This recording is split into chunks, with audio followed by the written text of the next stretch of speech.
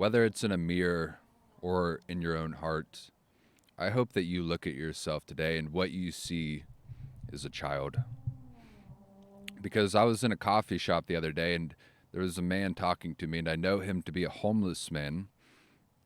And I was busy. There was things that I was working on, and I had a short amount of time. But he had struck up small talk with me, and he was just telling me passerby things. He was telling me about the books that he likes to read. He told me about movies that he likes to watch, YouTube videos, and he was saying it in context of he uses these things and it kills time. And if he doesn't consume these types of things, his mind will wander to a place he doesn't want it to wander. And although I was short of time, I was looking at him and I was listening to everything that he was saying, not brushing him off, because this is a kind man. This is a pleasant, good man. And as he was talking to me, I didn't say it, but I thought to myself, man, I hope nothing more for you than that I can see the light within you, but I know that it is flickering, and I hope nothing more than that your light never goes out. Because he's telling me all of these things that he likes to consume in order to keep his mind busy, but the light was within him. I felt like although he was a elderly man, I was like, oh, this is a child. This is a child trying to find play. And so both for him and for you and for myself, what I want is take care of yourself. Everything will be as it should be. And as he was talking to me, I started to reflect and I pulled out my notebook and he put his headphones in and we were sitting across from each other, but he was no longer speaking and I was writing, and I was in a state that I'm trying to practice gratitude within my life. I'm trying to be in a state of virtue that is gratitude and patience and humility. And virtues are kind of like emotions. Virtues are in the same realm as emotions. Virtues are things that you embody, and after you've cultivated them over a given amount of time, other people can see them externally. But before other people see them externally, you can feel them. You can feel whether or not you are grateful today. You can feel whether or not you are in a state of pride and arrogance or humility, if you are rushing and anxious or if you are patient. And on this day, I was lacking a little bit of gratitude. And so, what I like to do is I step outside of myself and I write little notes to myself. I write little notes to myself outside of the emotion, just in a state of logic, give advice, tell myself what to do. And what I wrote down is take care of yourself, semicolon. Everything will be as it should be. And when I wrote that down, I knew that's what I needed to hear. And so I closed my notebook and went on with my day. But something was reverberating within my mind, and what was reverberating within my mind was one thing that became two things. And the first thing was a painting, and the second thing was a story about the painting. And the painting is The 10 Bridesmaids by William James. Maybe William James or William Blake, I can't remember. I can't quite remember. But I do remember the painting. It's in my mind right now. I can see it. In the painting, it's dark outside. There is an angel about 70% up the canvas. The angel is going across the campus, blowing his trumpet. And on the left of the canvas, there are three women, all holding each other. They are all light. They are in a state of peace, and they're mind, body, and soul is all illuminated. They are in the light. And on the right side of the canvas, there are 5 other women, but these women's bodies are in a state of distress. They are in uncomfortable positions. They are not standing upright. Their facial expressions are showing desperation and distress, and they are in darkness. There is no light on their side. And this painting has reverberated through my mind, and the story of which it's about is it's a Bible story. It's a story in the Bible, in the Gospel of Matthew. And these 4 Gospels, Matthew, Mark, Luke, John, most of the stories are reiterated. But with this one, I'm pretty sure it only exists one time, and it exists within Matthew. And I want to say it's Matthew 25. It is the parable of the 10 bridesmaids. And the synonym of bridesmaids in this situation is the virgins, the 10 virgins. And in this story, the Christ is telling his disciples that the kingdom of God is like 10 bridesmaids who they are waiting for a wedding feast, and the orchestrator of the wedding tells them, be prepared because your groom is on his way right now. Be prepared for this wedding because your groom is on the way right now, i.e. the angel across the top blowing the trumpet. Christ is coming. Your groom is on the way. But then he tells them that they've been delayed, that the groom has been delayed. And in the delay, all 10 of the bridesmaids they drift to sleep. They go into a slumber. And then they're woken from their slumber, and they're told that the groom has finally arrived and that they ought to go outside and meet him.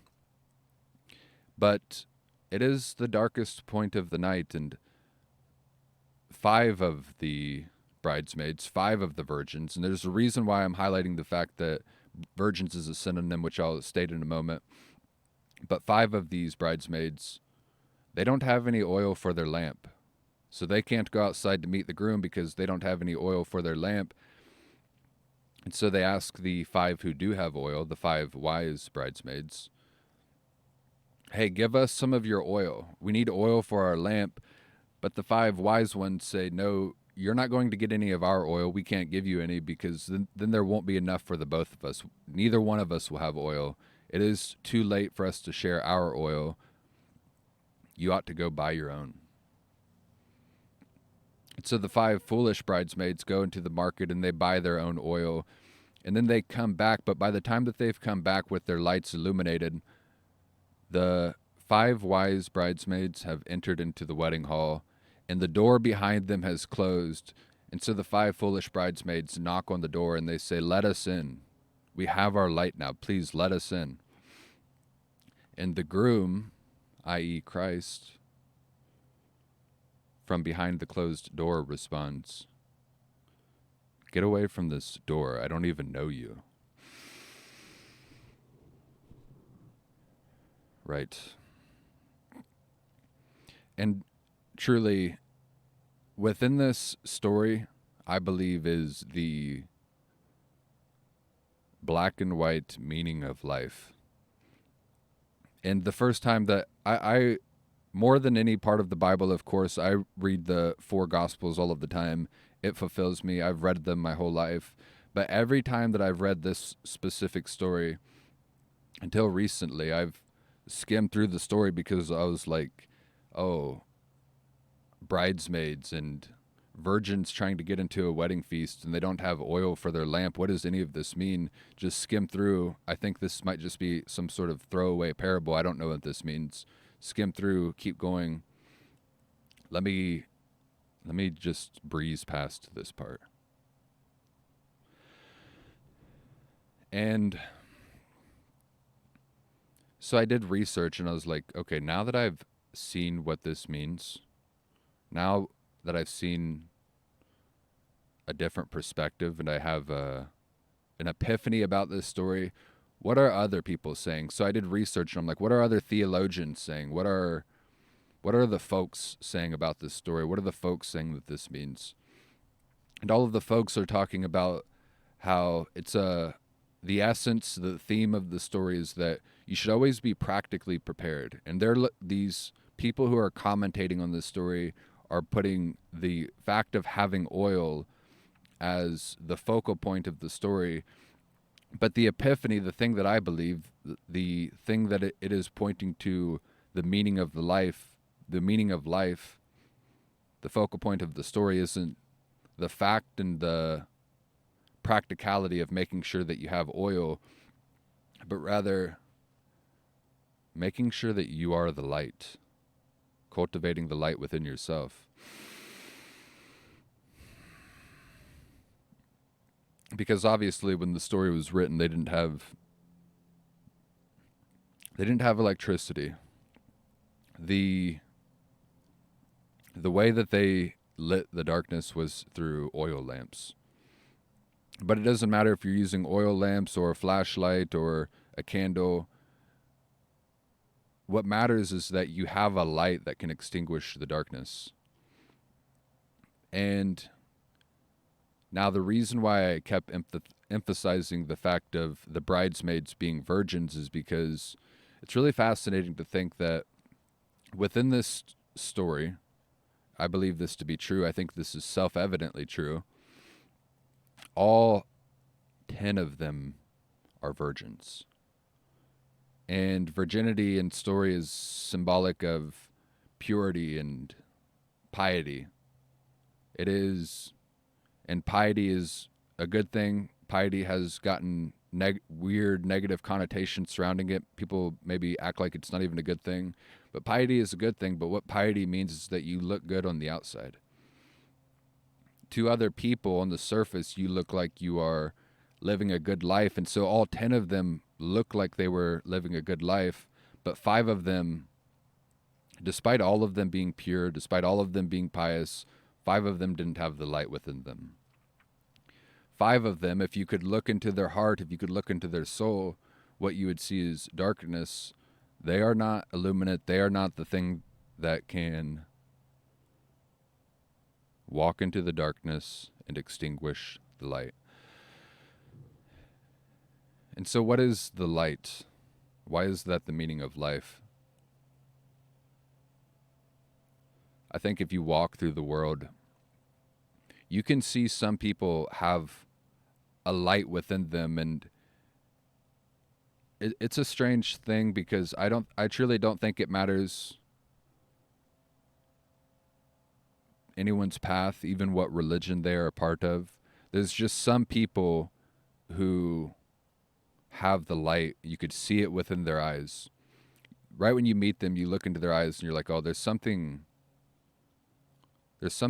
light here in terms of that which can exterminate the darkness, but also in terms of levity. They are moving through this world not in a heavy way. They are moving through this world in a light way. And the more that you talk to that individual, the words that come out of their mouth, the way that they carry themselves, their actions, their habits, and their speech, the more you watch them, the more obvious, the more clear it is that within them is light. So we all know what that means, and one thing that means is something like joy, something like excellence within the mind, something like care for the heart. And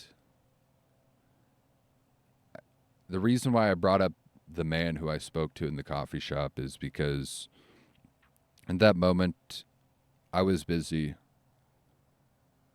but he was telling me things with joy, but there was only a hint of a joy. And I was seeing him as a child in that moment. And when I saw him as a child, I was like, man, I want nothing more than for you to please cultivate this light. I don't know how to take care of you. I can't take care of you. Please take care of yourself in such a way that your joy doesn't die. I can see glimpses of joy within you. And it may be misguided, it may be pointed in the right direction, but you have the thing, you have joy within you. Please do not let this die. And the reason it's fascinating that I thought of him in terms of a child is because the younger that a child gets, you look into a newborn baby's eyes and it's like, oh, that baby, the reason people like babies and like being around babies is because, oh, that baby's got the light inside of him or her. And the older that we get, the more the world steals our joy, steals our sense of curiosity and imagination and play and dreams. And all of those things start to dissipate a little bit. The world steals them from us. And so the older the child gets, the closer that they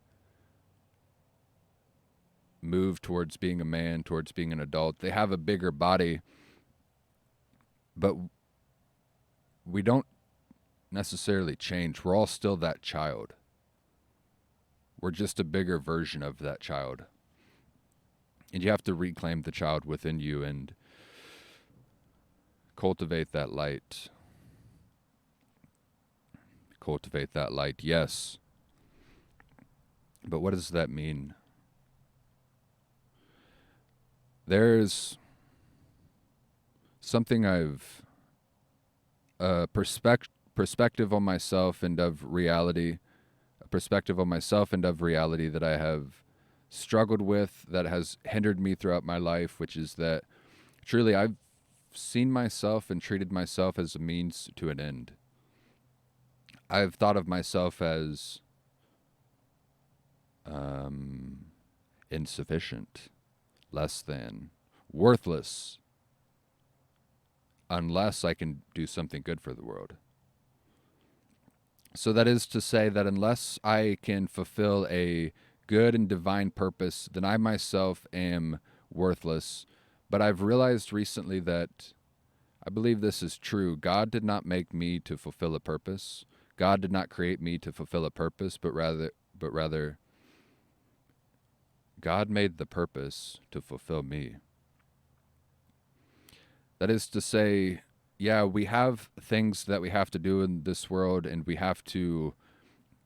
God has given man, the adult man, humanity, the dominion over the earth. We are to take care of the animals and the plants and to take care of culture as well, take care of everything that exists on earth and make bad things good and keep good things good, not let good things turn bad. So we are to have dominion over the earth. That is at least part of our purpose. But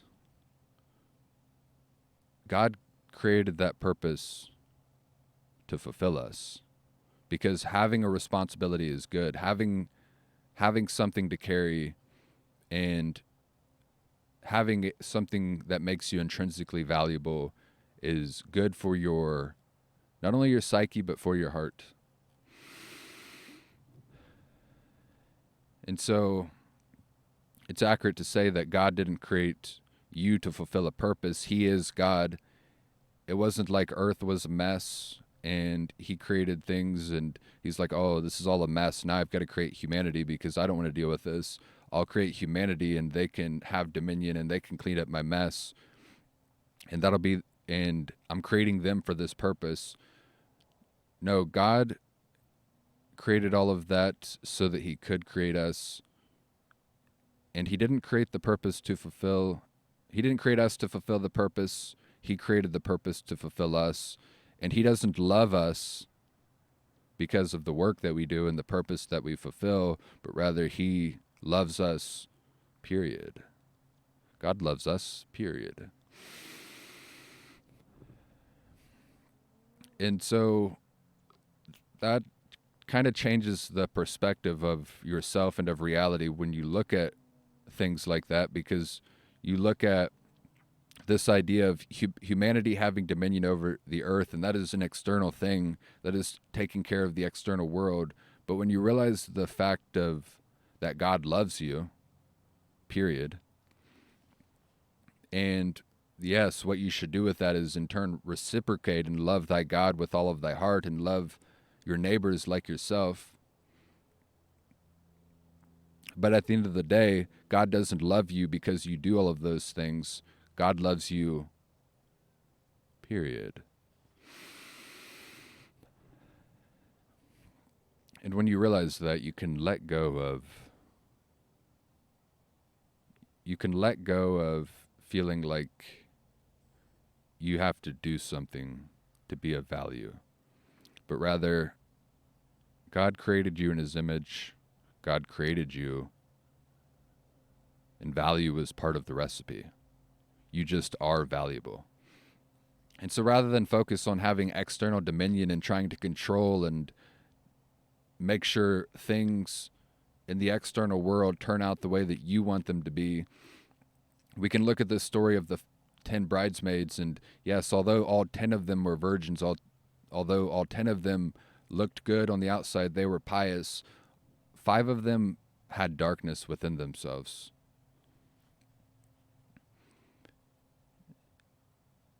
And so rather than exert external dominion, turn inward and make sure that your light is always illuminate. The meaning of life isn't for you to do one great feat or for your life to be a beautiful motif, but rather to take care of yourself. The things that we worry about, the external things that we worry about, it's okay. Don't worry about that. Everything will be as it should be. And when you accept the fact that everything will be as it should be, you can be at peace, you can have faith, and you can take care of yourself. And this idea of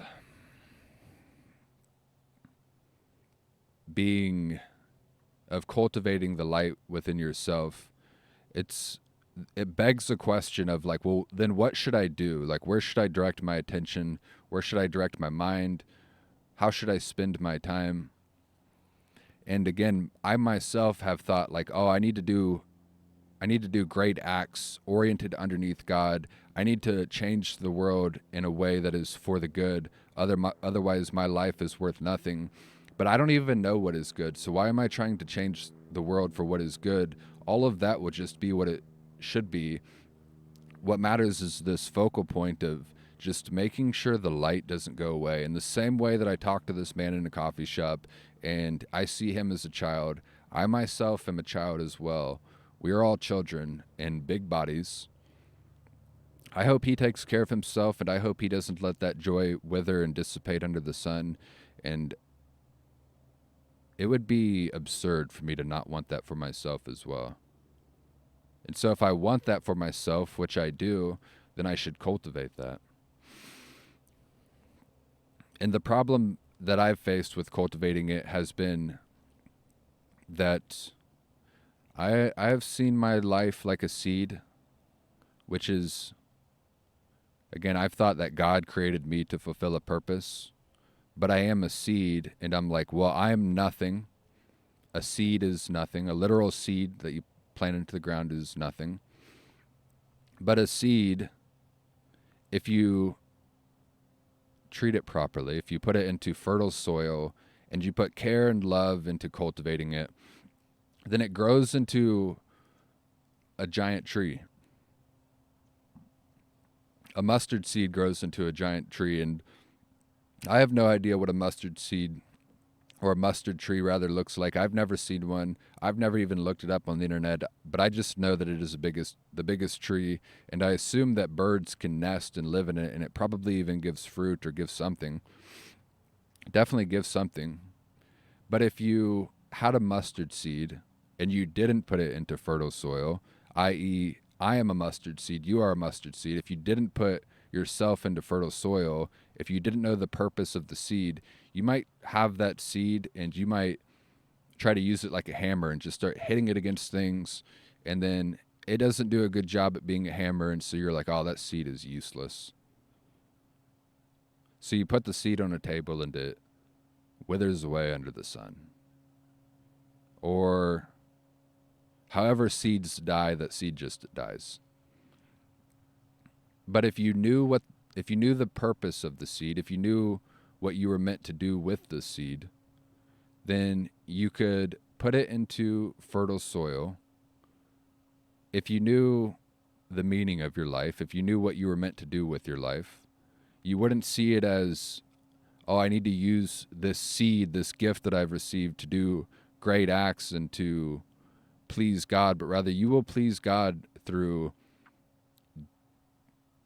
putting your seed into proper soil, into fertile soil, and growing it into what it is meant to be.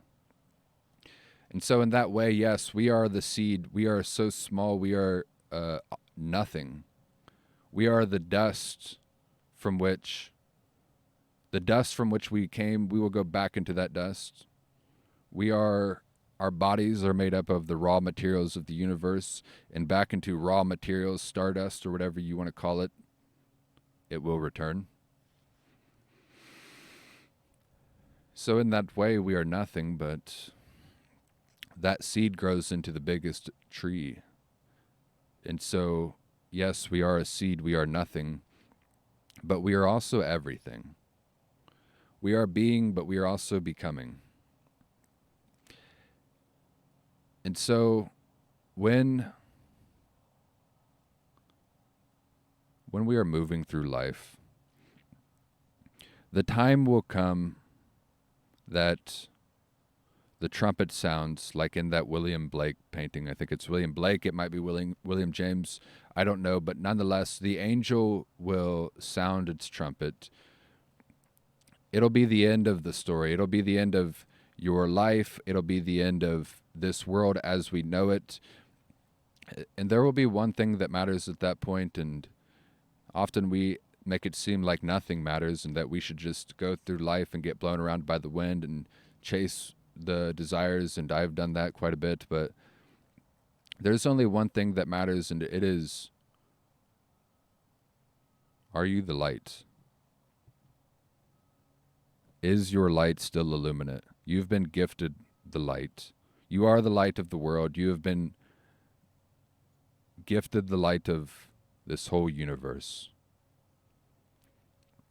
And the way that you keep your light ablaze, keep yourself illuminate, is through deliberately and intentionally looking at God and loving thy God, loving the perfect love, ultimate reality, the truth, with all of your mind, body, and soul, and just focus on that, and don't pay attention to these externalities.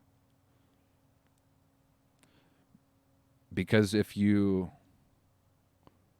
let your light wither away, it doesn't matter what your external life looks like. It doesn't matter how much things you have. It doesn't matter how many even people are around you.